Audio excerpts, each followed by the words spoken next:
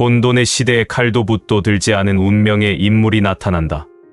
붉은 별을 따르는 자들의 거대한 탑이 스스로 무너져 내릴 것이다. 푸른 말이 이끄는 거대한 변화가 동쪽 반도를 뒤흔든다. 야, 너 알탄첸두라는 예언가 들어봤어. 그거 몽골 쪽 예언가 맞지 확실하지 않은데. 혹시 그 11살 어린 승려 말하는 거야? 맞아. 딱 그거야. 근데 이번에 새로운 소식이 들려왔어. 그 소년이 2025년을 기점으로 한국과 동아시아 전체가 뒤바뀔 거라는 무시무시한 예언을 했다는 거야. 심지어 중국 공산당의 자멸과 한국에서 등장할 새로운 칸에 대해서도 아주 구체적으로 언급했다고 해. 뭐라고 새로운 칸 아니? 그리고 중국 공산당 자멸이라니. 도대체 그 어린 소년이 뭘 봤길래 그런 엄청난 예언을 하는 거야. 설마 그냥 상상으로 하는 말은 아니겠지. 진짜 궁금하네. 빨리 자세히 말해봐. 몽골과 러시아, 중국의 경계가 만나는 알타이 산맥. 이 신비로운 산맥 깊숙한 곳에는 외부인의 접근이 엄격히 금지된 고대 사원이 존재합니다. 이 사원은 수백 년간 몽골의 샤먼 전통과 불교 사상이 결합된 비밀의 전통인 탱글리를 계승해온 성지입니다. 탱글리 전통은 멀리 징기스칸 시대까지 거슬러 올라가며 몽골 제국의 굵직한 결정들은 언제나 이 전통의 예언자들의 조언을 통해 이루어졌습니다. 이들의 한마디가 때로는 대륙의 운명을 뒤바꿨다고 전해집니다. 이 사원에서는 오직 한 명의 예언자만을 키워내는 장소로 알려져 있으며 그곳에서 태어나 자란 소년이 바로 알탄첸두입니다. 몽골어로 황금빛 연꽃이라는 뜻을 지닌 이 아이는 단순한 소년 승려가 아니었습니다. 사원의 최고 노스님은 알탄첸두를 탱글리의 마지막 계승자, 시간의 강을 자유롭게 건너는 자라고 표현했습니다. 이 짧은 문장 안에 담긴 경외와 두려움은 말로 다 설명할 수 없을 만큼 깊었습니다.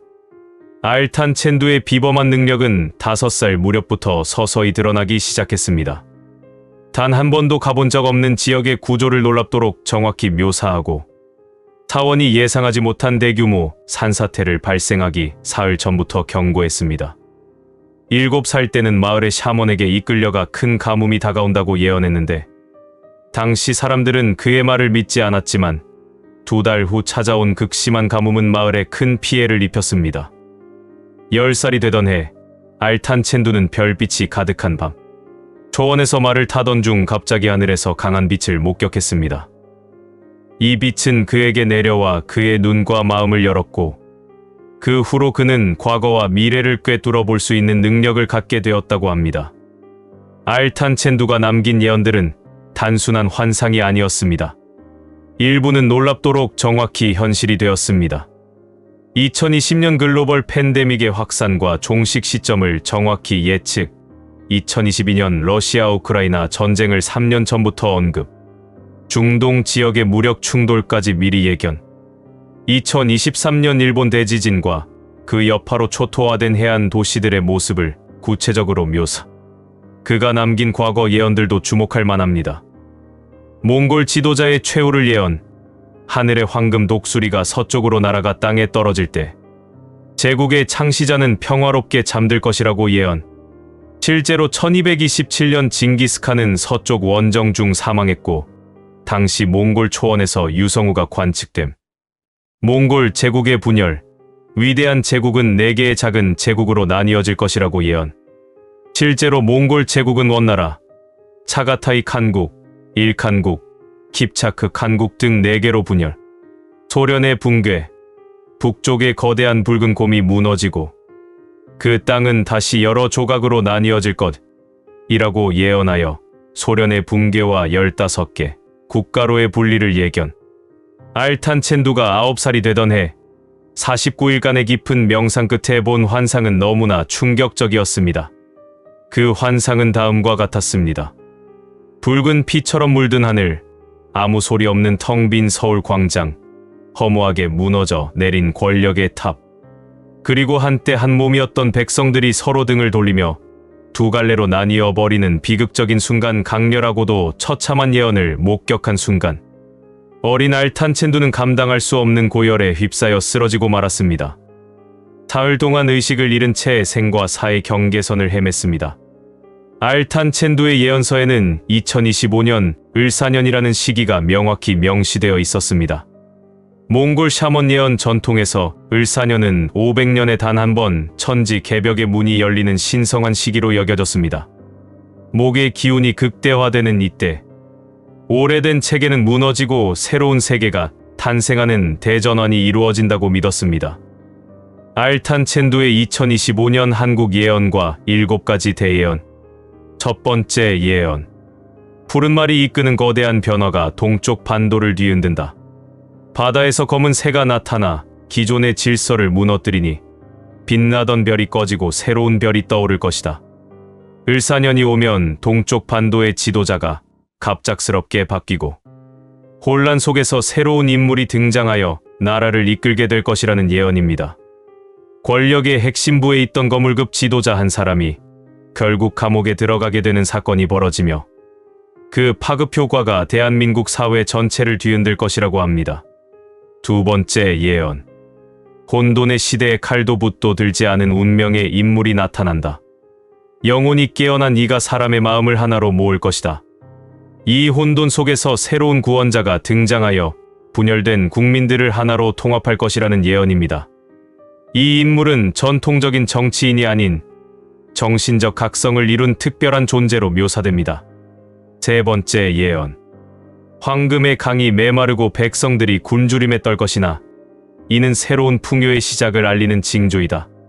동쪽 반도는 잠시 어둠에 빠지지만 곧 1000년 만에 찾아오는 번영의 시대를 맞이하게 될 것이다. 대한민국이 제2의 IMF라 불릴 만큼 극심한 경제 위기에 빠져들 것이나 이것은 더 큰 번영을 위한 정화 과정이라는 의미입니다. 부동산 시장 붕괴, 청년 실업률 최고치 경신 등이 포함됩니다. 네 번째 예언. 한 몸이었던 백성들이 둘로 갈라져 서로를 향해 칼날을 겨누지만 마침내 진실의 빛이 모든 거짓을 걷어내고 하나 된 마음으로 새 시대를 열어갈 것이다. 극심한 사회적 분열과 갈등이 일어나지만 결국 진실이 드러나면서 국민들이 다시 하나가 될 것이라는 예언입니다. 다섯 번째 예언.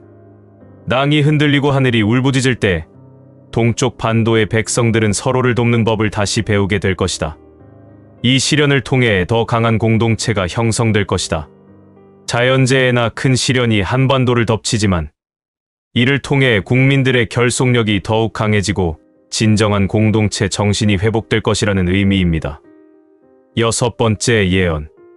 붉은 별을 따르는 자들의 거대한 탑이 스스로 무너져 내릴 것이다. 그들이 쌓아 올린 거짓의 성은 하룻밤의 모래성처럼 허망하게 사라질 것이며 이때 동쪽 반도에서 일어난 변화가 온 세상을 뒤흔들 것이다. 중국 공산당 체제의 붕괴를 예언한 것으로 이는 한국에서 시작된 변화가 촉발제 역할을 할 것이라는 의미입니다. 일곱 번째 예언. 동방에서 새로운 칸이 일어나 온 아시아를 이끌 것이다.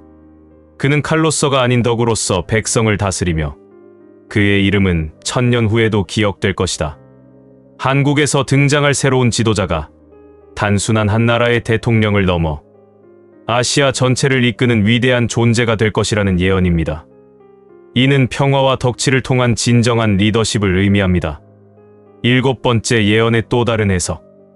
동방이 어둠으로 가라앉고 사방의 침입자가 성문을 두드릴 때 한 나라의 수장을 넘어 새로운 칸이 등장하리라. 그는 단순히 선출된 지도자가 아니라 조용히 잠들던 백성의 영혼을 깨우고 온갖 외세와 위협 앞에 단호히 맞서 동아시아의 질서를 다시 세울 인물일지니 그의 이름은 곧 시대의 상징이 되고 빛나는 북두칠성 아래 만 백성이 그의 등불에 희망을 품으리라. 이 예언에서 말하는 새로운 칸은 단순히 새로 당선된 대통령이나 정치 지도자가 아니라 중국, 일본, 북한 등 외부 위협으로부터 한국과 동아시아를 지키고 통합할 수 있는 비범한 상징적 존재를 의미합니다. 이 인물은 법적 제도적 권한을 넘어서 국가적 혼란과 주변국들의 도전을 모두 막아내는 강인한 정신적 리더십을 보여주며 한 국가의 수장을 넘어선 시대 정신 자체로 자리 잡게 될 것이라는 해석이 뒤따릅니다. 이는 동아시아 전체의 운명이 걸린 역사적 대전환기에 한반도에서 등장하는 새로운 칸이 단순한 권력자가 아닌 민족적 보호자이자 동아시아의 질서를 다시 세울 상징적 존재가 될 것이라는 의미를 내포하고 있습니다. 2021년 4월에 큰 화재가 발생하면서 봉인 예언 일부가 외부로 유출되었고 그 내용이 고문서 수집가들과 몇몇 해외 정보기관에 전달되기 시작했습니다. 특히 일본, 프랑스, 이스라엘 정보기관이 이 예언 문서를 확보하기 위해 접촉했다는 설이 있습니다. 세계 각국 정상들도 비밀리에 이 사원을 방문하거나 사신을 보내 예언의 전모를 알아내려 했다고 합니다. 사원의 한 노스님은 익명을 조건으로 이렇게 증언했습니다. 알탄 첸두의 예언은 단순한 미래 예측이 아닙니다. 그것은 인류 문명의 다음 단계를 암시하는 지도와 같습니다. 특히 한반도에 관한 부분은 너무도 구체적이고 충격적입니다. 그 진실이 세상에 드러나는 순간 세계는 한국을 전혀 다른 눈으로 보게 될 것입니다. 2025년 현재 알탄 첸두가 경고했던 징조들이 한반도 곳곳에서 하나씩 모습을 드러내고 있습니다. 극심한 경제 위기, 제2의 IMF라 불릴 만큼의 경제적 어려움, 부동산 시장 붕괴, 무너지지 않을 것 같던 부동산 시장의 산산조각, 청년 실업률 최고치, 역사상 최고치를 경신하며 희망의 끈을 놓게 만드는 상황, 극심한 사회분열, 권력의 탑이 무너지고 백성들이 등을 돌려 서로를 향해 칼날을 겨누기 시작. 특히 주목할 점은 알탄 첸두가 특정 지도자가 철창 안에 갇히게 될 것이라고 예언했는데 이러한 정치적 격변의 조짐들이 실제로 나타나고 있다는 것입니다. 알탄 첸두는 이 모든 어둠과 혼란이 새로운 시대를 여는 필수적인 정화 과정이라고 강조했습니다. 그는 예언의 마지막 부분에서 이렇게 말했습니다. 모든 어둠 뒤에는 빛이 있으며 고통 뒤에는 치유가 있다. 이 변화는 고통스럽지만 필수적인 과정이며 이후 동쪽 반도는 1000년 만에 찾아오는 번영의 시대를 맞이하게 될 것이다. 그의 예언에 따르면 이러한 시련을 통해 한국은 단순한 경제 대국을 넘어 정신적, 문화적 중심 국가로 거듭날 것이며 세계를 이끄는 새로운 문명의 등불 역할을 하게 될 것이라고 합니다. 일부 학자들은 필사본의 종이와 잉크의 연대 측정, 언어학적 분석 등을 통해 이 문서가 실제로 13세기에 작성되었을 가능성이 높다고 주장합니다. 몽골 역사학자들은 문서에 사용된 몽골어의 방언과 표현 방식이 13세기 초 몽골 고원 지역의 것과 일치한다고 말했습니다. 반면 다른 학자들은 이 예언록이 현대에 조작된 것이라고 주장합니다. 그들은 예언의 내용이 너무 현대적 사건들과 정확히 일치하며 일부 표현이 현대적 관점에서 재구성된 것으로 보인다고 지적합니다. 흥미로운 점은 현재 활동하고 있는 11세 소년 승려도 선조 예언가인 알탄 첸두의 이름을 물려받아 활동 중이라는 것입니다. 이는 환생했거나 기억이 전승된 신비한 예언가라는 의미로 해석되기도 합니다. 특별히 현재 2025년 을사년 6월을 기점으로 알탄 첸두의 후예들이 공식 웹사이트와 소셜미디어를 통해 대중에게 공개했습니다. 그들의 공개 배경에는 세계가 전환점에 접어들었음을 알리고 인류가 준비해야 할 시대가 도래했음을 경고한다는 메시지가 담겨 있습니다. 알탄 첸두의 후예들이 직접 작성한 서문에는 다음과 같은 내용이 실렸습니다. 우리는 수백 년간 알탄 첸두의 예언을 지켜왔다. 그 예언은 단순히 미래를 예측하는 것이 아니라 인류 문명의 길을 안내하는 지도와 같다. 2025년 6월, 우리는 더 이상 예언을 봉인할 수 없다. 세상은 이미 변하기 시작했고 예언의 조각들이 현실에 드러나고 있다. 알탄 첸두의 예언이 실제이든 아니든 그 내용은 현대 사회에 중요한 메시지를 전달합니다. 그의 예언은 단순히 미래를 예측하는 것을 넘어 인류가 나아가야 할 방향에 대한 성찰을 제공합니다. 특히 자연재해와 환경 변화에 관한 예언은 인류가 자연과 조화롭게 살아가는 것의 중요성을 강조하며 정치적, 사회적 변화에 관한 예언은 억압과 독재가 결국 무너지고 평화와 협력의 새 시대가 올 것이라는 희망적 메시지를 담고 있습니다. 결국 몽골의 신비한 예언 소년 알탄첸두가 전하는 메시지는 절망보다는 희망에, 파괴보다는 재생에, 분열보다는 통합에 무게를 두고 있습니다. 그가 본 2025년의 한국은 큰 시련을 겪지만 그 시련을 통해 더욱 위대한 나라로 거듭나는 운명적 전환의 해인 것입니다. 2025년이 지나가면서 알탄첸두의 예언이 얼마나 현실과 일치하는지, 그리고 정말로 한국에서 새로운 칸이 등장하여 동아시아를 이끌어갈지는 시간만이 증명할 것입니다. 하지만 그의 예언이 우리에게 던지는 질문과 희망의 메시지는 이미 충분히 가치 있는 것이라 할 수 있을 것입니다. 미파였습니다. 야, 너 혹시 허베이성 풍할머니 예언 기억나? 당연히 알지. 중국의 전설적인 예언가잖아. 8개 예언 중에 6개가 현대 사회를 정확히 꿰뚫어봐서 소름 돋았던 거. 근데 그건 갑자기 왜? 나도 그냥 적중률 높은 할머니인 줄 알았거든. 근데 최근에 사람들 사이에서 공공연한 비밀처럼 퍼지고 있는 8번째 예언이 정말 현실로 다가오고 있다는 거야. 진짜 등골이 오싹해지는 건 그 예언이 정확히 우리나라, 한국을 겨냥하고 있다는 점이야. 뭐라고? 8번째 예언. 잠깐만. 그건 완전 처음 듣는 얘긴데. 아니, 수많은 나라 중에 왜 하필 한국을? 대체 무슨 내용이길래 그래? 설마 안 좋은 내용이야? 아니, 그것보다 더 소름 돋는 게 뭔데? 사람들이 그걸 두고 뭐라고 하는데? 설마 지금 그게 현실에서 벌어지고 있다는 거야? 아, 미치겠네. 빨리 말해봐. 도대체 내용이 뭔데 그래? 중국 허베이성 보정 지역에 미친 할머니라고 불리던 신비한 예언가가 있었습니다. 이 여인의 성은 풍씨였으며 1920년대부터 1930년대에 걸쳐 허베이성 일대에서 활동했습니다.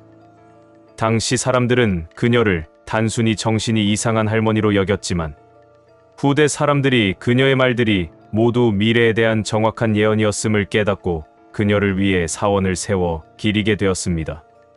풍할머니는 향이 들어있는 작은 가방을 메고 손에는 막대기를 들고 다니며 춤을 추고 다녔습니다. 주거지가 일정하지 않았고 절이나 도교 사원에서 잠을 청했는데 잠들기 전에는 반드시 깨끗하게 청소를 하고 불상 앞에 향을 피운 후에야 머물렀습니다. 사람들이 밥을 주면 먹기 전에 항상 가방에서 향 하나를 꺼내 사람들에게 주었다고 합니다. 풍할머니의 신기한 일화들. 첫 번째 일화, 도둑의 죽음 예언. 어느 날 풍할머니가 길을 가는데 못된 남자가 그녀를 향해 마구 욕을 퍼부었습니다. 풍할머니는 그 남자에게 내일 너는 도랑에서 죽을 거야 라고 말했고 그 못된 남자는 다음날 정말 도랑에 빠져 죽었습니다. 두 번째 일화, 청년들의 총살 예언. 동네의 나쁜 청년들이 풍할머니를 자주 괴롭혔는데 어느 날 절에서 향을 피우는 할머니에게 흙벽돌을 던져 쓰러뜨렸습니다. 간신히 일어난 풍할머니는 조만간 너희는 총살당할 거야 라고 했습니다. 후에 그 청년들 중 일부는 일본인의 총에 맞아 죽고 일부는 문화대혁명 때 총에 맞아 죽었습니다. 세 번째 일화, 닭 도둑의 운명. 마을에서 닭을 훔치는 상습범 형제가 있었는데 풍할머니가 그들의 집 앞에 나타나 닭이 한 마리 왔고 사람이 한 명 떠나는구나 라고 중얼거렸습니다. 얼마 지나지 않아 그 도둑 가족의 막내 아들이 목에 닭뼈가 걸려 숨을 거두게 되었습니다. 마을 사람들이 구전으로 전해온 풍할머니의 대표적인 예언은 총 8가지이며 이 중 6가지는 이미 실현되었고 7번째와 8번째 예언만이 아직 이루어지지 않았다고 합니다. 첫 번째 예언, 종교 개혁과 교육의 변화. 중화의 거대한 대지에 변혁이 일어나리라. 마침내 거대한 절들이 해체되고 그 자리엔 지식의 전들이 세워질 것이니 사람들은 그 광경에 경악할 것이다. 그러나 어떻게 허물고 또 어떻게 다시 세워질 것인가? 옛터의 순결은 여전히 남아 세월 속에 희미한 메아리로 남을 것이며 사찰들은 그들의 새로운 역할을 찾아 살아나리라. 관광이란 이름으로 부흥한 그 사찰은 또 다른 문화의 순결을 불어넣으리라. 중화민국 건국 이후 많은 사찰들을 헐고 학당으로 개축한 것을 예언한 것으로 보입니다.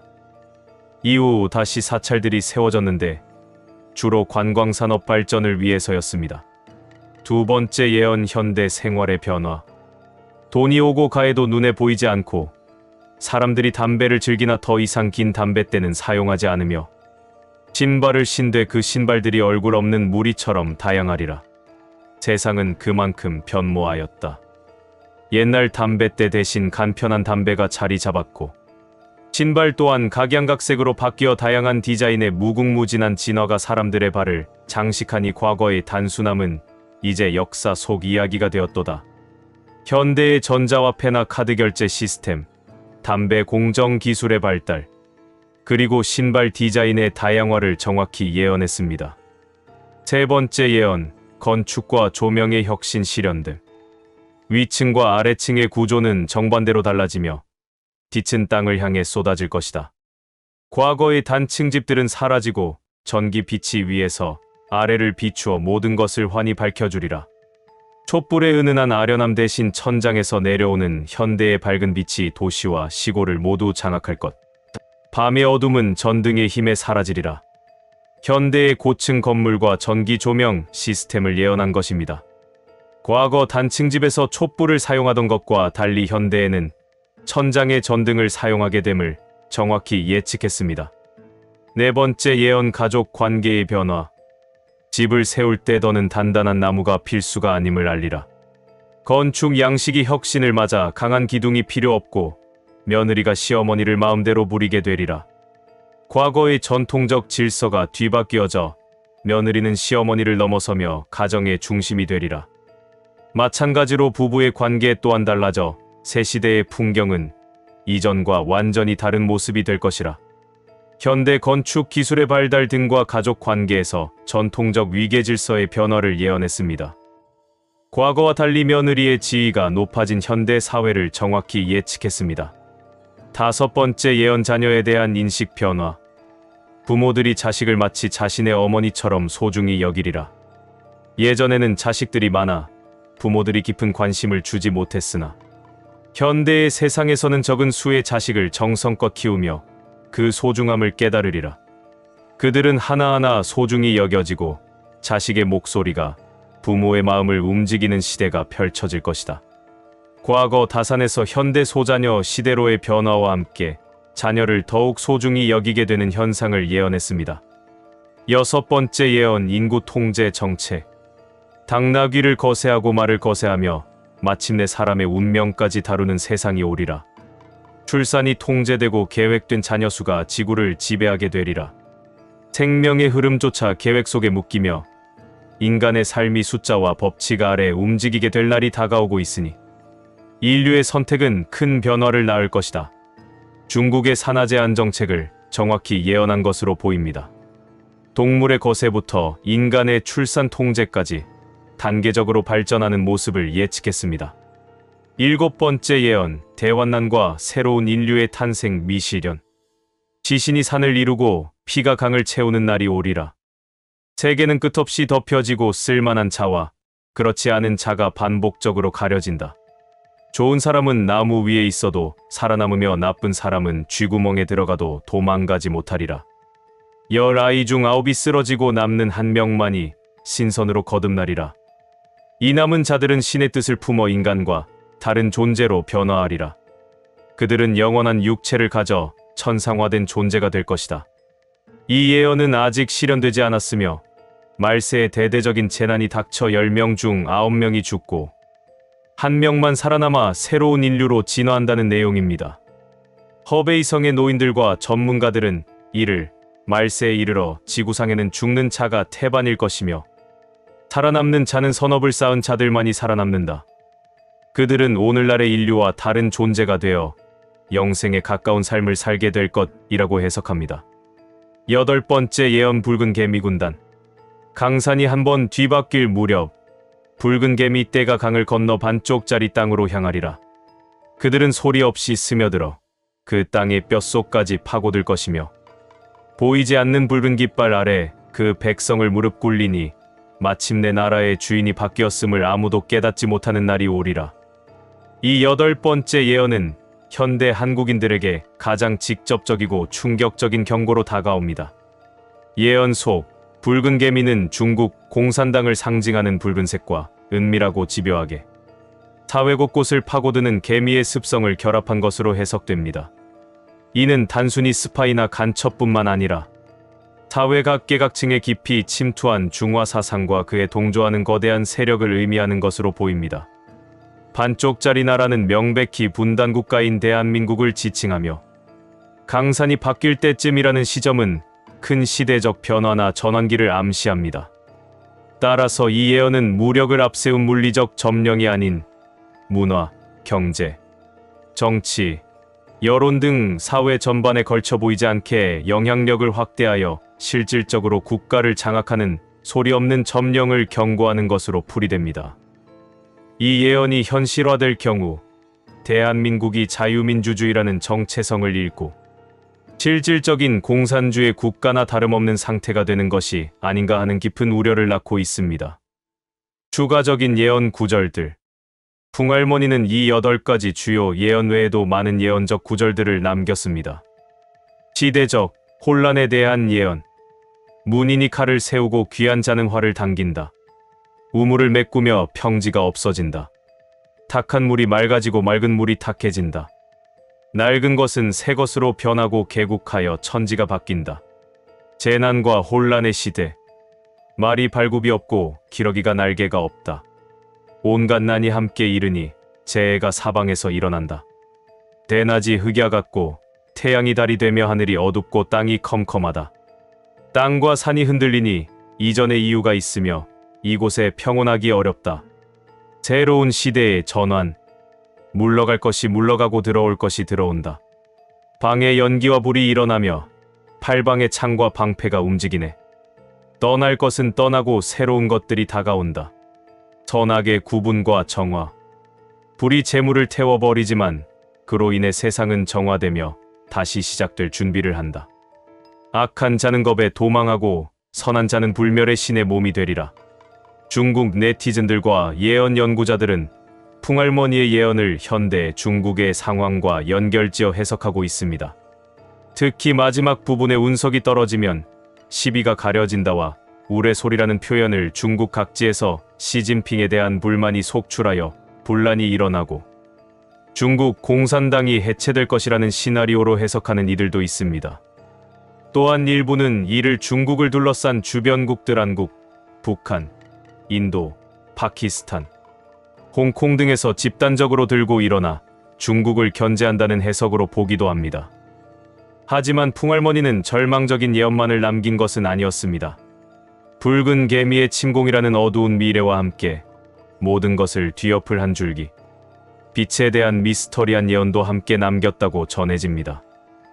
온 땅이 붉은 개미 떼에 신음하고 백성의 마음이 길을 잃어 깊은 어둠 속을 헤맬 때 절망의 가장 밑바닥에서 동방의 하늘에 호련히 푸른 별 하나가 떠오르리라. 그 별은 홀로 외로이 빛나는 듯 보이나 그 빛은 모든 어둠을 삼킬 만큼 강렬하고 차가운 지혜를 품고 있으리라.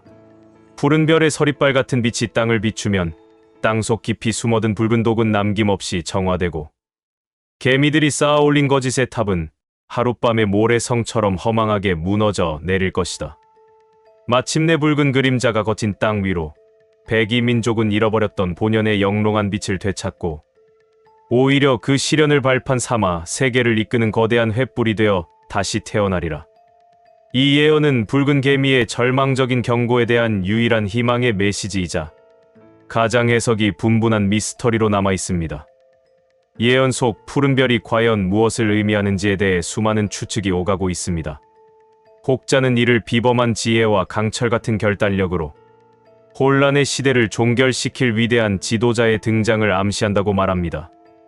또 다른 이들은 푸른 별이 특정 인물이 아닌 한국 사회 내부에서 자생적으로 일어날 거대한 정신적 각성이나 문화적 부, 혹은 세계를 놀라게 할 독창적인 기술적 혁신을 상징한다고 해석합니다. 가장 중요한 점은 푸른 별이 붉은 개미를 단순히 물리적인 힘으로 억누르는 것이 아니라 차가운 지혜의 빛으로 그들의 본질인 붉은 독과 거짓을 근본적으로 소멸시킨다는 것입니다. 이는 군사적, 정치적 해결을 넘어선 사회 전반의 정신적, 사상적 정화를 통해 위기를 극복하고 더 높은 차원으로 나아갈 것임을 암시합니다. 결국 이 예언은 대한민국이 역사상 가장 큰 시련을 겪게 될지라도 그 고난의 과정을 통해 오히려 내재된 문제들을 모두 정화하고 더욱 단단해져 마침내 세계를 이끄는 횃불과 같은 정신적, 문화적 중심 국가로 우뚝 서게 될 것이라는 장엄하고 희망적인 미래를 그리고 있는 것입니다. 풍할머니의 예언은 높은 적중률로 인해 중국의 바바반가라고 불리며 많은 주목을 받고 있습니다. 8가지 예언 중 6가지가 이미 실현되었다는 점에서 마지막 8번째 예언에 대한 관심이 높아지고 있으며 이는 인류의 미래와 새로운 문명의 전환점에 대한 중요한 시사점을 제공한다고 여겨지고 있습니다. 결국 풍할머니의 마지막 예언들은 우리 앞에 서늘한 경고와 신비로운 희망이라는 두 개의 거울을 동시에 세워놓은 것과 같습니다. 하나는 소리 없이 스며드는 붉은 개미에게 잠식당하는 절망의 길이며 다른 하나는 모든 것을 정화하고 새로운 시대를 여는 푸른 별의 인도를 따르는 희망의 길입니다. 어쩌면 예언이란 정해진 미래를 보여주는 설계도가 아니라 현재를 살아가는 우리에게 던지는 거대한 질문일지도 모릅니다. 과연 푸른 별은 신화 속 영웅처럼 호련히 나타나는 구원자일까요? 아니면 절망 속에서도 진실을 찾고 거짓에 맞서려는 우리 모두의 마음속에 이미 희미하게 빛나고 있는 의지의 불씨일까요? 어떤 미래를 선택하고 만들어갈 것인지 그 답은 이제 예언이 아닌 우리 자신의 손에 달려 있습니다. 미파였습니다. 그날 하늘의 강력한 바람이 동방에서 일어나 전 세계를 휩쓸 것이다. 한국의 대표팀이 조만간 엄청나게 큰 사고를 친다. 그러나 그 사고는 모두가 놀랄 충격적인 사건일 것이다. 야, 너 혹시 그거 들었어? 내년 국제적인 행사인 2026년 피파 월드컵에서 엄청난 기적이 일어날 거라는 예언. 뭐 그게 누군데 갑자기 무슨 소리야, 웬 월드컵 예언. 아니, 신디 제이콥스라고. 그 미국의 유명한 예언가 있잖아. 설마 몰라? 북한 김정은 예언부터 시작해서 전 세계 정치 경제 예언을 정확히 맞춘 그 여자. 트럼프 당선도 예언했던. 아, 그 할머니 들어본 것 같아. 미국에서 40년 넘게 예언 사역하시는. 근데 그분이 월드컵에 대해 예언을 했다고. 그것도 우리나라 관련된. 그냥 월드컵도 아니고 하늘의 강력한 바람이 동방에서 일어나 전 세계를 휩쓸 것이라는 예언을 했어. 근데 이게 단순한 축구 이야기가 아니라는 게 진짜 소름 돋는 부분이야. 근데 진짜 무서운 건 뭐냐면 신디 제이콥스가 말하는 이 하늘의 바람이 2026년 9월 25일 한국의 추석날의 절정에 달하면서 대한민국이 완전히 새로운 차원의 나라로 변화할 거라는 거야. 마치 월드컵이 단순한 스포츠 대회가 아니라 하나님이 한국을 세계 무대에 드러내시는 신성한 무대라는 거지. 와, 대박. 하늘의 강력한 바람이라니. 상상도 안 간다. 대체 그게 무슨 뜻인데, 정말로 한국이 월드컵에서 우승한다는 건가? 아니면 뭔가 더 큰 의미가 있는 건가? 뭔데? 빨리 자세히 얘기해봐. 궁금해 죽겠네. 미국의 거대한 예언가 신디 제이콥스가 본 대한민국의 운명. 2026년 9월 25일 대한민국의 추석날. 미국 텍사스주에서 40년 이상 예언 사역을 해온 신디 제이콥스가 예언한 하늘의 강력한 바람이 동방에서 일어나 전 세계를 휩쓸 것이라는 신비로운 계시가 현실화될 그날이 다가오고 있다. 1985년부터 열방을 다니며 수많은 예언을 정확히 적중시켜온 이 여성 예언가가 어떻게 2026년 피파 월드컵과 한국의 운명을 연결지어 놀라운 미래를 제시했을까?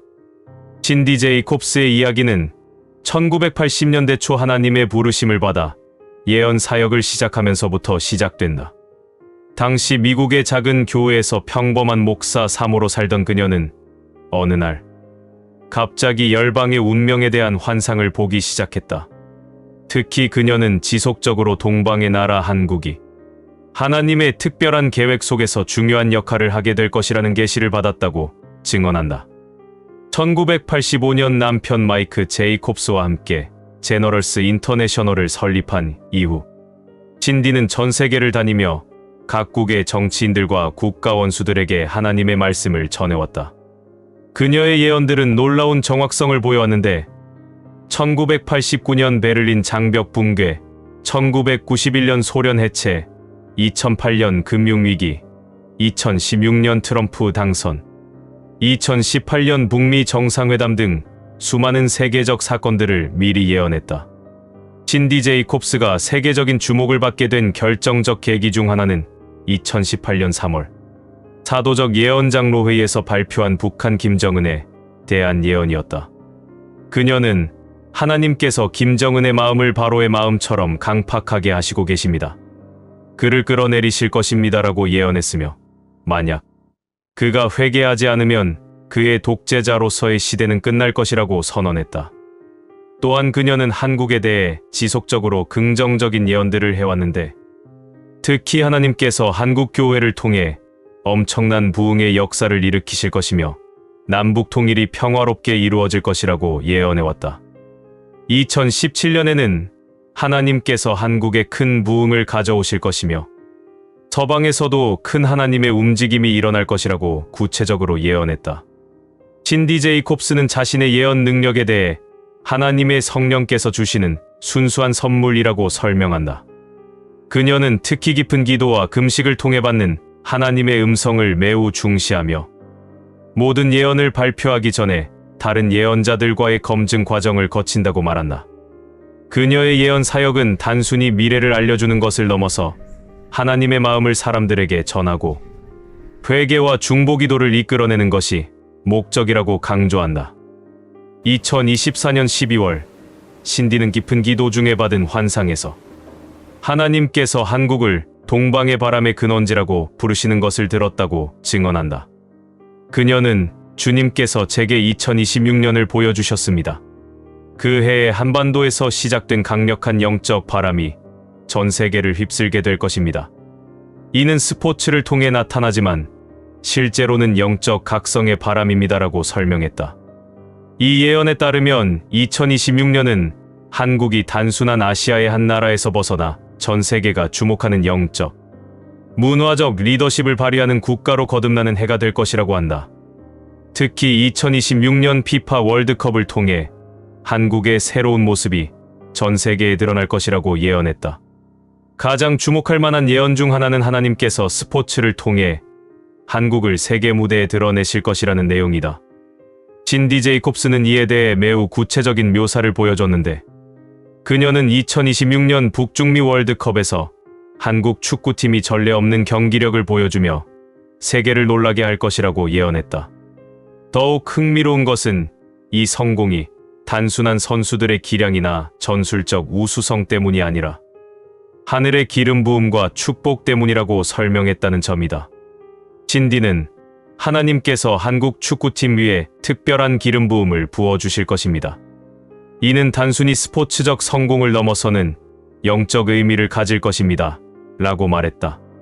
신디 제이콥스의 예언 중 가장 놀라운 부분은 한국의 스포츠를 통한 세계 선교에 관한 것이다. 그녀는 2026년 월드컵을 통해 전 세계 수십억 명의 사람들이 한국을 주목하게 될 때 하나님께서는 그 관심을 영적 각성으로 전환시키실 것이라고 예언했다. 이것은 단순한 국가적 성공이 아니라 하나님의 복음이 스포츠라는 매체를 통해 전 세계로 확산되는 현상이 될 것이라고 강조했다. 월드컵 경기를 보던 사람들이 갑자기 한국이라는 나라에 있는 무언가 다른 것을 느끼게 될 것입니다. 그것은 바로 하나님의 임재와 평화의 영입니다라고 설명하며 이를 통해 전 세계적인 영적 부흥이 시작될 것이라고 덧붙였다. 신디 제이콥스는 한국에서 일어날 스포츠 리바이벌에 대해서도 구체적으로 예언했다. 그에 따르면 2026년 월드컵 이후 한국에서는 스포츠를 통한 새로운 형태의 복음 전파가 활성화될 것이며 이는 기존의 교회 중심적 선교를 넘어서는 혁신적인 선교 방법이 될 것이라고 했다. 운동장이 교회가 되고 스타디움이 예배당이 되는 시대가 올 것입니다. 사람들은 스포츠를 통해 하나님을 만나고 선수들은 경기를 통해 하나님의 영광을 드러내는 제사장이 될 것입니다. 라고 설명했다. 이제 가장 미스터리하고 흥미로운 부분에 도달했다. 신디 제이콥스의 수많은 예언 가운데 유독 우리의 주목을 끄는 것이 바로 2026년 9월 25일 추석날에 대한 예언이다. 신디의 예언에 따르면 2026년 추석날에 하늘의 강력한 바람이 동방에서 일어나 전 세계를 휩쓸 것이라고 한다. 그녀는 이를 더 마이티 윈드 프롬 더 이스트라고 표현하며 이 바람의 등장이 단순한 자연 현상이 아닌 영적이고 역사적인 대전환점이 될 것이라고 강조했다. 흥미롭게도 신디는 이 하늘의 바람에 대해 구체적인 해석을 제공했다. 그에 따르면 이 바람은 성령님의 새로운 역사로서 하늘에서 내려오는 하나님의 직접적인 개입을 의미한다고 했다. 또한 전 세계적 각성의 시작으로서 한국에서 시작되어 전 세계로 확산되는 영적 부흥을 나타낸다고 했다. 그리고 기존 질서의 완전한 변화로서 정치, 경제, 사회, 종교 모든 영역에서의 근본적 변화를 상징한다고 설명했다. 하나님 나라의 가시적 현현으로서 하늘의 가치가 땅에서 실현되는 현상을 의미한다고 했다. 신디 제이콥스는 왜 하필 9월 25일 추석날을 지목했을까? 그녀는 이에 대해 매우 의미심장한 해석이 가능하다고 한다. 추석은 단순히 가족이 모이는 명절이 아닙니다. 그것은 조상을 기억하고 감사를 드리는 영적인 날입니다. 2026년 추석은 한국 민족이 하나님께 진정한 감사를 드리며 새로운 영적 정체성을 확립하는 날이 될 것입니다라고 설명했다. 그녀는 또한 이날은 한국이 더 이상 서구 문화나 다른 나라의 영향에 의존하지 않고 하나님께서 한국 민족에게 주신 고유한 영적 DNA를 완전히 회복하는 선언의 날이 될 것이라고 예언했다. 신디 제이콥스가 예언한 전 세계를 휩쓸 하늘의 바람은 4가지 차원에서 동시에 일어날 것이라고 한다. 첫째는 스포츠계의 대혁명이다. 신디는 2026년 월드컵을 계기로 전 세계 스포츠계에서 완전히 새로운 패러다임이 등장할 것이라고 예언했다. 이는 단순한 승부나 오락을 넘어서는 영적 스포츠 문화의 탄생을 의미한다고 설명했다. 그에 따르면 새로운 스포츠 문화는 경쟁보다는 협력을, 승리보다는 인격을 중시하는 방향으로 발전할 것이며 이는 전 세계 스포츠사에 전례가 없는 새로운 모델이 될 것이라고 했다. 특히 한국에서 시작된 이 새로운 스포츠 철학은 선수들이 단순한 운동선수가 아닌 영적 리더로서 역할을 하게 만들 것이라고 예언했다. 신디는 이 변화로 인해 처음에는 많은 사람들이 당황할 것입니다. 기존의 스포츠가 단순히 이기고 지는 것이었다면 새로운 스포츠는 사람들의 영혼을 치유하고 하나 되게 하는 도구가 될 것입니다. 라고 설명했다. 두 번째 충격은 한국 사회의 가치관과 문화의 근본적 변화다. 신디는 2026년 추석 이후 한국 사회에서 매우 특별한 현상이 나타나기 시작할 것이라고 예언했다. 수많은 사람들이 갑자기 물질적 성공보다 영적 평안을 추구하기 시작할 것입니다. 이는 종교적 개종이 아닌 삶의 우선순위에 대한 근본적인 각성입니다. 사람들이 진정한 성공이란 무엇인가? 우리가 정말로 추구해야 할 가치는 무엇인가라는 질문을 하기 시작할 것입니다. 이 현상을 신디는 위대한 가치 전환이라고 명명했다. 이는 정치적이나 경제적 동기가 아닌 순수한 영적 깨달음에서 오는 자발적 변화가 될 것이라고 강조했다. 한국 사람들이 자신들의 전통과 문화 속에 담긴 하나님의 지혜를 재발견하게 될 것입니다. K-팝이나 K-드라마를 넘어서는 K-스피릿이 진정한 한류의 핵심이 될 것입니다. 라고 예언했다. 세 번째는 경제적 대변혁이다. 신디 제이콥스는 한국의 경제적 변화에 대해서도 놀라운 예언을 했다. 그에 따르면 2026년 하반기부터 한국은 완전히 새로운 경제 모델을 제시할 것이라고 한다. 전 세계가 경제적 불안정을 겪을 때 한국에서는 영혼을 살리는 경제학이라고 불리는 새로운 경제 패러다임이 등장할 것입니다. 이는 단순한 이익 추구를 넘어서 사람들의 영적, 정신적 건강을 돌보는 경제 시스템입니다. 라고 설명했다. 신디가 본 환상에 따르면 한국에서는 스포츠 산업, 문화 콘텐츠 산업과 함께 영혼 치유 산업이 폭발적으로 성장할 것이라고 한다. 이는 전 세계인들이 한국을 찾아와 몸과 마음의 평화를 찾는 새로운 형태의 산업이 될 것이라고 예언했다. 한국은 2027년에 전 세계 스포츠 경제의 중심지가 될 것이고 2028년에는 영적 웰빙의 세계 수도로 인정받을 것입니다.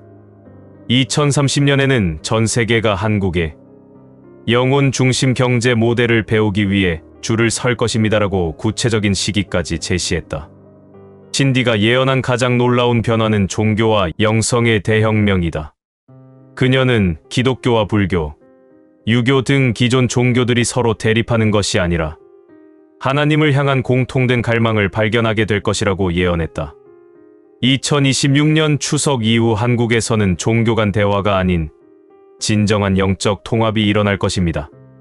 이는 종교적 혼합주의가 아닌 모든 진실한 영적 추구가 결국 한 분이신 하나님께로 향한다는 깨달음입니다라고 설명했다. 신디는 특히 전 세계에서 영적 갈망을 느끼는 사람들이 한국을 영적 성지로 여기게 될 것이라고 하며 2026년 월드컵과 추석을 기점으로 한국은 21세기 예루살렘과 같은 역할을 하게 될 것이라고 예언했다. 신디 제이콥스는 2026년 9월 25일에 나타날 하늘의 바람에 대해 매우 구체적인 묘사를 했다. 그녀의 환상에 따르면 이 바람은 물리적으로도 체감할 수 있는 현상이 될 것이라고 한다. 그날 한국 전역에 특별한 바람이 불 것입니다. 이는 기상학적 현상이지만 동시에 영적 현상이기도 합니다. 사람들이 이 바람을 맞으며 갑자기 깊은 평안과 기쁨을 체험하게 될 것입니다라고 설명했다. 더 구체적으로는 오후 3시경에 시작되어 저녁 9시까지 지속될 것이라고 했으며 바람의 방향은 동에서 서로, 그 다음에는 남에서 북으로 바뀔 것이라고 예언했다. 이 바람을 맞은 사람들은 설명할 수 없는 감동과 눈물을 경험하게 될 것이라고 했다. 등장하는 현상들. 전국 각지에서 동시다발적인 기도 모임 자연 발생, 종교를 초월한 영적 체험 확산, 가족 간의 화해와 치유 급속 증가, 사회적 갈등의 자발적 해결 시작. 신디 제이콥스는 2026년부터 2030년까지의 기간을 세계 영적 대전환기라고 명명하며 이 시기에 전 세계가 겪을 변화 속에서 한국이 수행할 역할에 대해 구체적으로 예언했다. 2026년 하반기부터 시작될 전 세계적 영적 갈급함은 단순한 종교적 부흥을 넘어서는 인류 의식의 진화가 될 것입니다라고 신디는 예언했다. 그에 따르면 이 변화는 5년간 지속될 것이며 특히 2년 차와 3년 차가 가장 극적일 것이라고 했다. 하지만 이 대변화 속에서도 한국만은 안정적인 영적 중심지 역할을 할 것이라고 예언했다. 전 세계가 영적 혼란과 방향감각 상실을 겪을 때 한국은 이미 2026년의 체험을 통해 확고한 영적 기반을 다졌기 때문에 오히려 이 시기에 전 세계의 영적 교사 역할을 하게 될 것입니다. 라고 설명했다. 신디는 또한 인공지능과 기술 발전으로 인한 인간성 위기가 2027년경에 절정에 달할 것이라고 예언했다. 기계가 인간의 일자리를 대신하고 사람들이 자신의 존재의 의미를 잃어버리는 상황이 올 것입니다. 라고 경고하며 한국만이 이 위기에 대한 해답을 제시할 것이라고 했다. 한국은 기술과 영성의 완벽한 조화를 이룬 새로운 삶의 방식을 전 세계에 제시할 것입니다. 기계와 인간이 대립하는 것이 아니라 함께 하나님의 영광을 드러내는 방법을 보여줄 것입니다라고 설명했다. 신디는 전 세계적인 경제 위기와 사회적 혼란에 대해서도 예언했다. 그녀는 2028년경 여러 국가에서 정치적 불안정과 경제적 붕괴가 일어날 것이라고 예언했지만 그 순간 한국이 세계 평화의 조정자로 나서게 될 것이라고 했다. 한국은 동서양을 이어주는 다리, 전통과 현대를 연결하는 고리 역할을 하며 갈등 대신 화해를, 경쟁 대신 협력을 선택하도록 세계를 이끌 것입니다. 2026년 월드컵과 추석의 경험이 그 모든 것의 출발점이 될 것입니다. 라고 설명했다. 신디 제이콥스의 예언에 따르면 2030년 이후 한국은 단순한 국가를 넘어서는 새로운 형태의 영적 공동체 모델이 될 것이라고 한다. 2030년대의 한국은 국경과 종교를 초월한 영적 조국이 될 것입니다라고 신디는 예언했다. 그에 따르면 한국에서 시작된 진정한 코리아 파워가 전 세계로 확산되어 인류가 새로운 차원의 의식으로 진화하는 계기가 될 것이라고 한다. 전 세계에서 진정한 평화와 의미를 찾는 사람들이 한국을 마음의 고향으로 여기게 될 것입니다. 물리적으로 한국에 살지 않더라도 영적으로는 한국과 연결되어 있다고 느끼는 사람들이 수십억 명에 이를 것입니다라고 설명했다. 2026년 월드컵 이후의 한국에 대해 신디는 경이로운 비전을 제시했다. 월드컵을 통해 전 세계가 주목한 한국의 모습은 단순한 축구 실력이 아닐 것입니다. 그것은 선수들과 국민들이 보여준 아름다운 영성, 평화로운 마음, 그리고 하나님을 향한 순수한 열정이 될 것입니다. 라고 예언했다. 특히 그녀는 2026년 월드컵에서 한국 선수들이 보여줄 겸손함과 스포츠맨십이 전 세계 스포츠계의 새로운 기준이 될 것이라고 했으며, 이를 통해 승리보다 소중한 것이 있다는 메시지가 전 인류에게 전해질 것이라고 예언했다. 신디 제이콥스는 미국인임에도 불구하고 서구 중심 문명의 한계에 대해 솔직하게 예언했다. 그녀는 유럽과 미국으로 대표되는 서구 문명은 2026년부터 급속한 영적 공허감을 경험하게 될 것이라고 했으며, 물질만능주의와 개인주의의 극단화로 인해 사람들이 삶의 의미를 잃어버리게 될 것이라고 예언했다. 반면 한국을 중심으로 한 새로운 영적 문명이 세계의 주류가 될 것이라고 했다. 서구가 추구해온 소유의 문명에서 동양이 제시하는 존재의 문명으로 인류의 패러다임이 완전히 바뀔 것입니다. 그리고 그 변화의 중심에 한국이 있을 것입니다라고 설명했다. 물질적 풍요보다 영적 충만을, 경쟁보다 조화를, 지배보다 섬김을 추구하는 새로운 가치체계가 한국에서 시작되어 전 세계로 퍼져나갈 것입니다. 2026년 월드컵은 그 시작을 알리는 신호탄이 될 것입니다라고 강조했다. 신디 제이콥스의 예언에 따르면 2026년 9월 25일은 단순히 하나의 명절이 아니라 인류사의 새로운 장이 시작되는 날이 될 것이다. 그날 불어올 하늘의 강력한 바람은 한국뿐만 아니라 전 인류의 운명을 바꿀 역사적 순간이 될 것이라고 한다. 하지만 신디는 예언이 단순히 정해진 운명이 아니라 인간의 기도와 믿음에 따라 더욱 풍성해질 수 있는 가능성임을 강조한다. 하나님께서 보여주시는 미래는 약속이자 초대입니다. 우리가 어떻게 기도하고 어떤 마음으로 준비하느냐에 따라 그 축복은 더욱 크고 아름다워질 수 있습니다. 라고 말했다. 그녀는 특히 한국 국민들에게 이 놀라운 미래를 맞이하기 위해서는 먼저 마음을 하나님께 완전히 열어야 한다고 당부했다. 스포츠적 성공이나 경제적 번영에만 집중하지 말고 하나님께서 한국을 통해 이루시고자 하는 더 큰 목적을 품어야 합니다. 개인의 영광만을 위한 삶에서 벗어나 하나님의 영광과 전 인류의 유익을 위한 삶을 살아야 합니다라고 강조했다. 마지막으로 신디는 이렇게 말했다. 2026년의 월드컵은 단순한 스포츠 대회가 아닙니다. 하나님께서 한국을 전 세계에 소개하시는 거룩한 무대입니다. 그리고 2026년 9월 25일 추석은 한국이 마침내 하나님께서 예비하신 영적 리더십을 발휘하기 시작하는 날이 될 것입니다. 그날 불어올 하늘의 바람은 한국을, 그리고 전 인류를 새로운 차원의 존재로 이끌 것입니다. 준비된 자에게는 말할 수 없는 축복이 될 것이고, 준비되지 않은 자에게도 놀라운 은혜가 임할 것입니다. 하지만 무엇보다 중요한 것은 우리가 이 모든 것을 하나님의 영광을 위해 사용할 수 있느냐는 것입니다. 선택은 우리 각자의 마음에 달려 있습니다. 신디 제이콥스가 전하는 이 예언적 메시지가 과연 현실이 될지는 시간이 지나야 알 수 있을 것이다. 하지만 분명한 것은 40년 이상의 예언 사역을 통해 쌓인 그녀의 영적 통찰이 단순한 추측이 아니라 하나님의 마음을 전하는 소중한 메시지라는 점이다. 2026년 월드컵까지 이제 약 1년 6개월, 그리고 운명의 추석까지는 약 1년 8개월 남았다. 우리는 하늘의 바람을 맞이할 준비가 되어 있는가 미파였습니다. 다가올 미래, 우리가 생각하는 붉은 빛의 정체는 무엇인가? 야, 너 혹시 그거 들었어? 올해 8월 15일 광복절에 엄청 기이한 인물이 나타난다는 예언. 뭐 그게 누군데 갑자기 무슨 소리야? 웬 예언? 아니, 아비냐 아난드라고 그 인도 천재 소년 예언가 있잖아. 설마 몰라 코로나 팬데믹 터질 거라고 전 세계에 경고해서 정확히 맞췄던 애. 아, 그 꼬마. 들어본 것 같아. 10대인데 막 점성술로 미래 맞춘다는. 근데 그 애가 우리나라 광복절에 대해 예언을 했다고. 그것도 이상한 인물이 나타난다고. 그냥 인물도 아니고.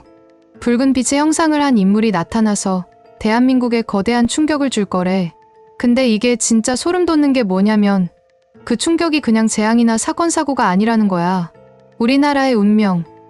아니, 우리 민족의 역사를 통째로 바꿔놓을 거대한 신호탄이라는데 붉은 빛이라니 상상도 안 간다. 대체 그게 무슨 뜻인데? 정치인 아니면 진짜 초인 같은 존재라도 나타난다는 건가 뭔데? 빨리 자세히 얘기해봐. 2019년 8월 인도의 한 소년이 올린 영상이 전 세계 사람들의 이목을 끌었다. 당시 14세에 불과했던 아비냐 아난드는 자신의 유튜브 채널을 통해 전 세계에 닥칠 거대한 위험에 대해 경고했다. 그의 예언은 단순한 호기심의 대상이 아니었다.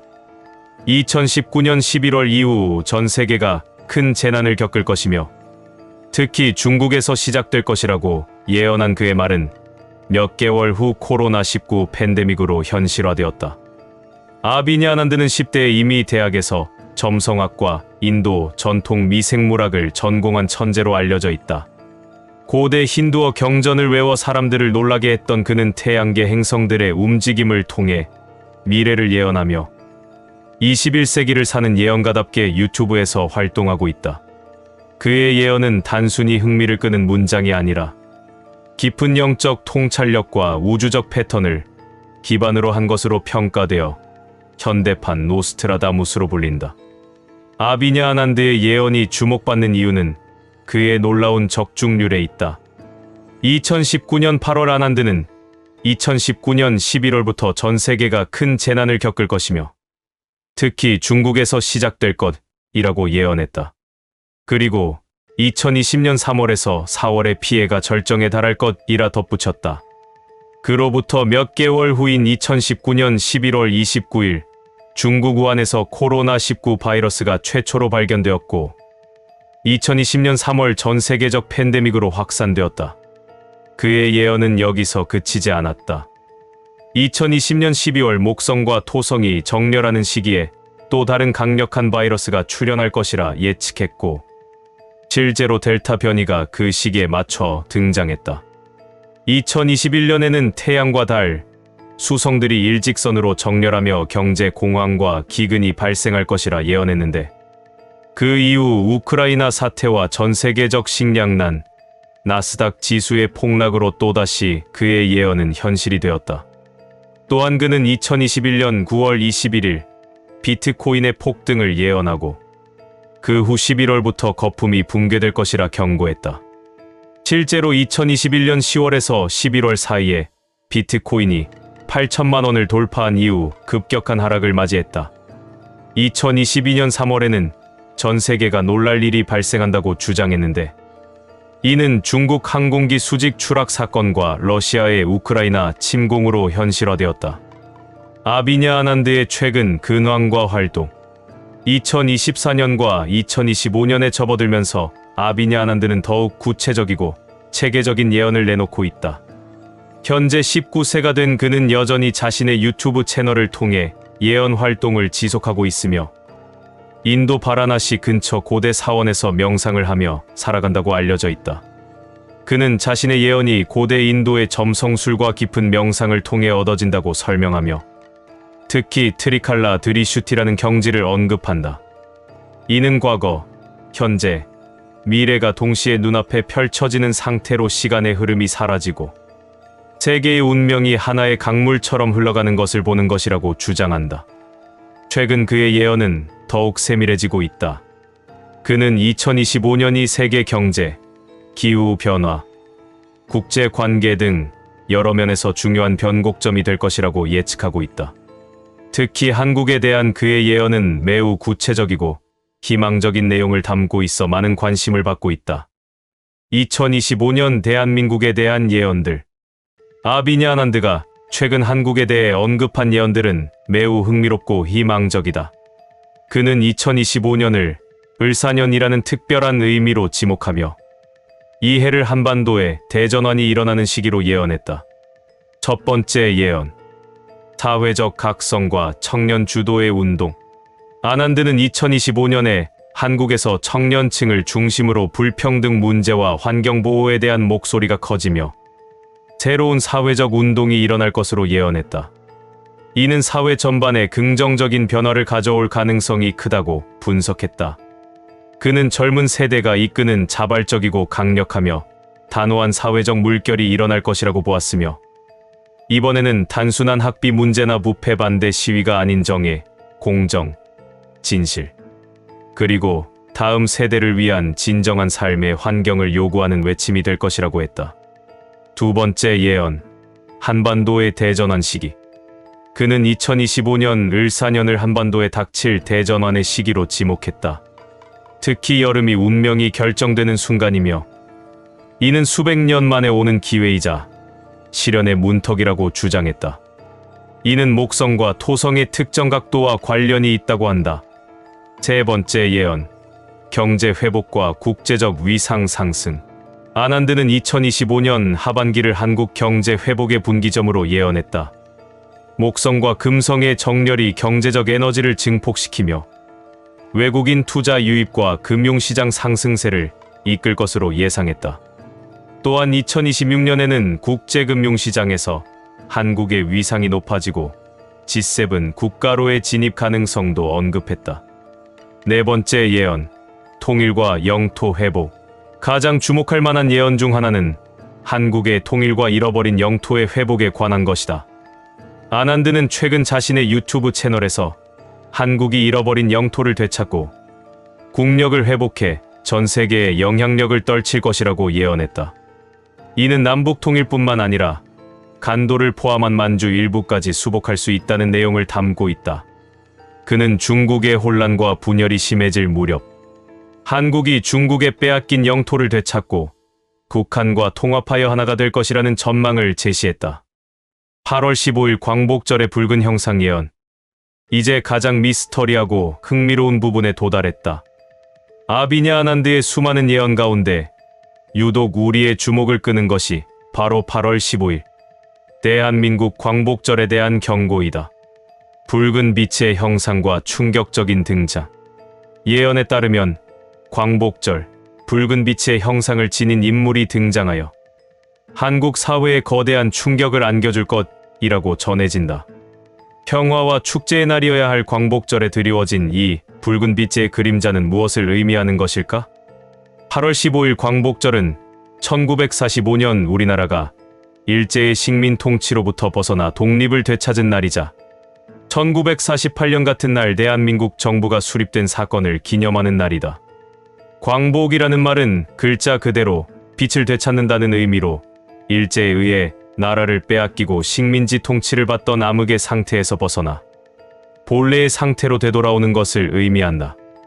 흥미롭게도 한국 천주교에서는 광복절이 성모 승천대축일과 같은 8월 15일이라서 광복을 성모 마리아의 선물로 여기고 있다. 이는 종교적 관점에서 광복절의 신성함을 더욱 부각시키는 요소이다. 붉은 빛의 상징적 해석. 붉은 빛은 일반적으로 여러 가지 의미를 내포할 수 있다. 강렬한 에너지와 혁명적 변화. 붉은색은 혁명, 급진적인 변화, 강력한 의지를 상징한다. 위험과 경고. 붉은색은 경고와 위험을 알리는 색깔이기도 하다. 열정과 희생. 붉은색은 뜨거운 열정과 희생 정신을 나타내기도 한다. 권력과 지배. 역사적으로 붉은색은 권력과 지배를 상징하는 색이었다. 광복절에 나타날 인물의 정치. 아비니 아난드가 언급한 붉은 빛의 형상을 지닌 인물은 과연 누구일까? 여러 가지 해석이 가능하다.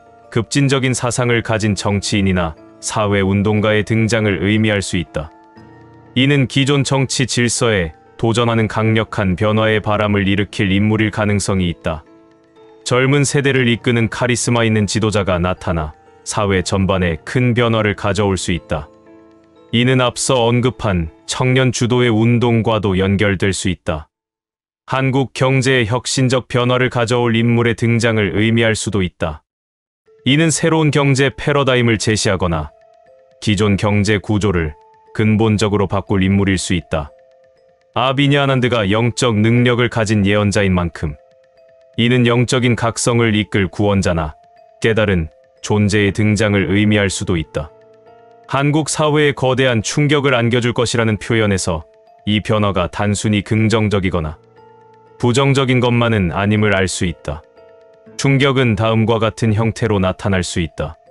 첫 번째 충격은 이 땅의 정치를 짓누르던 낡고 부패한 껍질을 깨부수는 성스러운 혁명의 형태로 나타난다. 수십 년간 국민을 분열시키고 국가의 발목을 잡았던 진영 논리와 기득권의 성벽은 더 이상 버티지 못한다.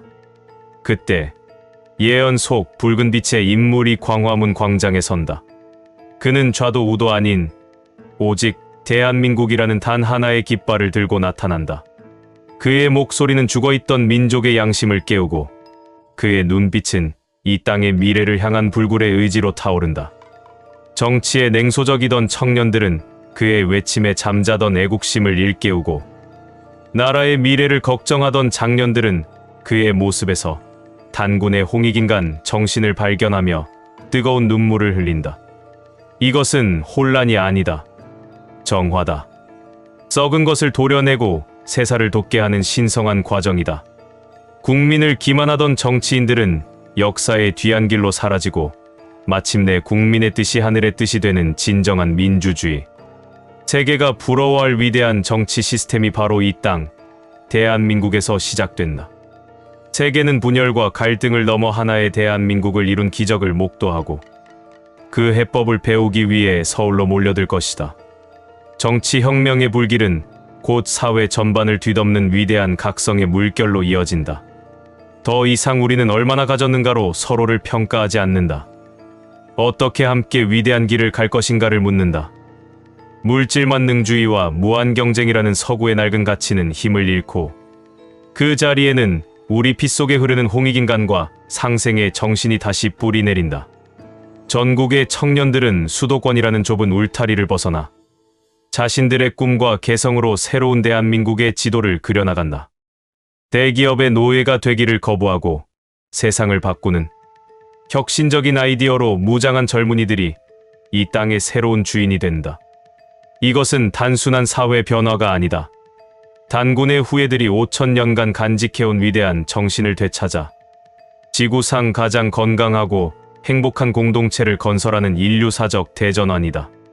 세계는 물질의 풍요를 넘어선 정신적 풍요를 이룩한 대한민국을 보며 진정한 선진국의 의미를 다시 배우게 될 것이다. 가치관의 대각성은 곧 경이로운 경제적 비상을 이끈다. 과거 한강의 기적이 위대한 서사의 서막에 불과했음을 전 세계가 깨닫게 될 것이다.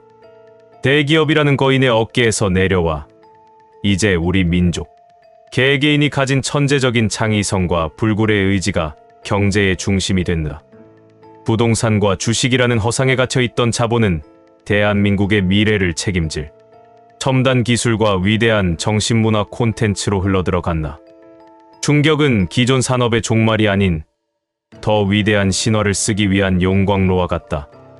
이 고통스러운 재련의 과정을 거쳐 대한민국 경제는 그 누구도 넘볼 수 없는 강력하고 새로운 체질로 다시 태어난다. 한강의 기적은 이제 한반도의 신화가 되어 세계 경제사에 영원히 기록될 것이다. 대한민국이 겪어낸 위대한 정치, 사회, 경제적 대전환의 서사 자체가 하나의 거대한 문화 콘텐츠가 된다. 혼돈 속에서 희망을 찾고 분열을 넘어 대통합을 이룬 우리의 이야기가 노래가 되고 영화가 되고 문학이 되어 전 세계인의 가슴에 깊은 울림을 선사한다. 세계인들은 더 이상 화려한 춤과 노래에만 열광하지 않는다.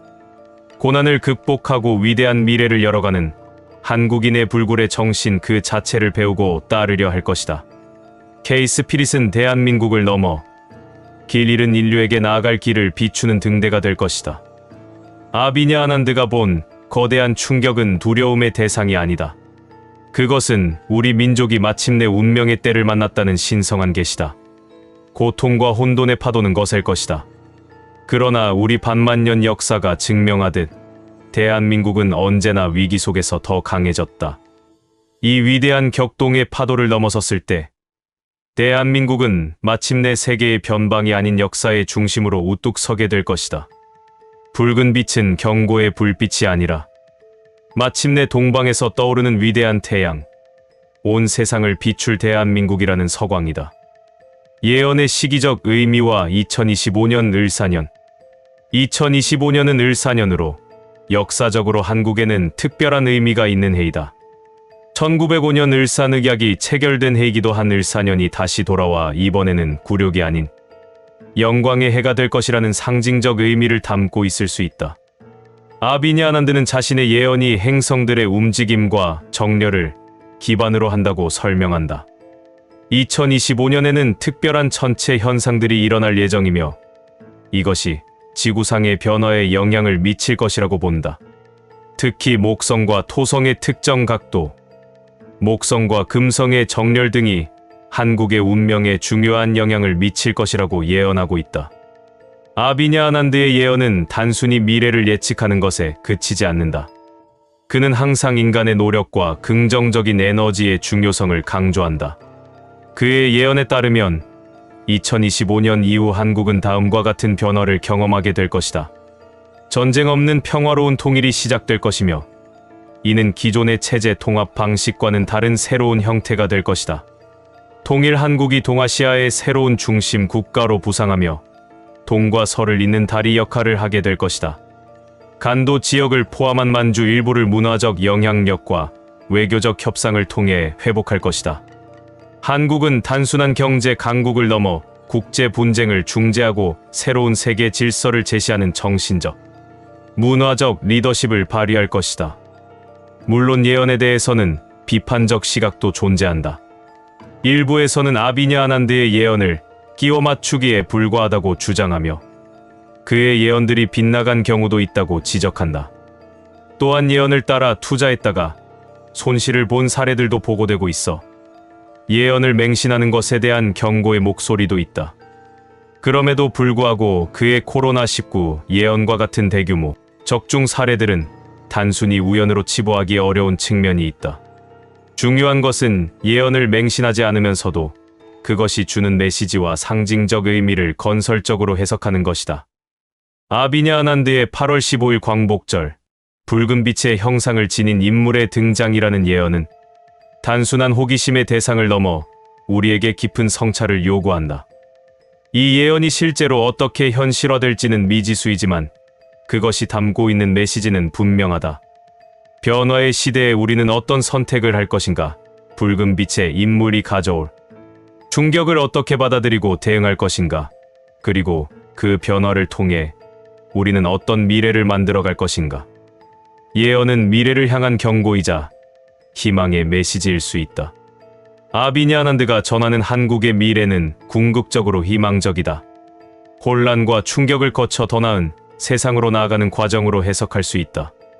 광복절이라는 의미 깊은 날에 나타날 붉은 빛의 형상이 과연 무엇일지, 그리고 그것이 한국의 운명을 어떻게 바꿀지는 시간이 지나야 알 수 있을 것이다. 하지만 분명한 것은 변화의 주체는 결국 우리 자신이라는 점이다. 아비냐 아난드의 예언이 우리에게 던지는 진짜 질문은 어떻게 될 것인가가 아니라 어떻게 마주할 것인가일 것이다. 다가올 미래, 우리가 생각하는 붉은 빛의 정체는 무엇인가? 그리고 우리는 무엇을 준비해야 할까? 선택은 결국 우리 자신의 몫이다. 예언은 운명이 아니라 가능성이며 미래는 우리가 만들어가는 것이다. 2025년 8월 15일, 그날이 정말로 한국 역사의 새로운 전환점이 될지는 우리 모두의 준비와 선택에 달려 있을 것이다. 미파였습니다.